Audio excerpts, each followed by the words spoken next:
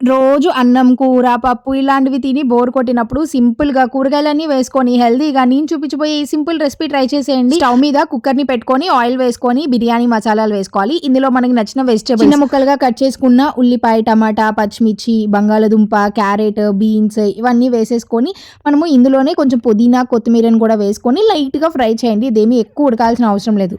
కొంచెం పసుపు, తగినంత ఉప్పు వేసుకొని అల్లం వెల్లుల్లి పేస్ట్‌ని వేసేసుకొని ఒకసారి బాగా మిక్స్ చేయండి. ఇది ఎక్కువగా కుక్ చేయకుండా ఇందులోనే నానబెట్టిన రైస్‌ని ఒక కప్పు దాకా వేస్తున్నా. ఇందులో కొంచెం బిర్యానీ మసాలా వేసుకొని ఒకసారి బాగా మిక్స్ చేసుకోండి. అంతేనండి. తగినన్ని వాటర్ పోసేసుకొని కుక్కర్ మూతను పెట్టుకొని మనం కుక్ చేసుకున్నామనుకోండి సూపర్‌గా టేస్టీగా మనకి వెజిటబుల్ రైస్ అయితే రెడీ అయిపోతుంది. ఎటువంటి కూర లేకపోయినా కానీ పిల్లల నుంచి పెద్దవాళ్ళ వరకు అందరూ ఇష్టంగా ఈ ఒక్క వెజిటబుల్ రైస్‌లో కొంచెం పెరుగు వేసుకొని తిన్నా కానీ చాలా నిండుగా తినేయొచ్చు. చాలా బాగా ఇష్టం అన్నమాట మా అందరికి. కర్రీ కావాలంటే హెల్తీగా మఖానా, రాజ్మా లేదు అంటే మష్రూమ్స్ వేసుకొని కర్రీ చేసుకొని ఇంకా బాగుంటుంది. నచ్చితే ఉపయోగపడే వాళ్ళకి షేర్ చేసి లైక్ చేయండి.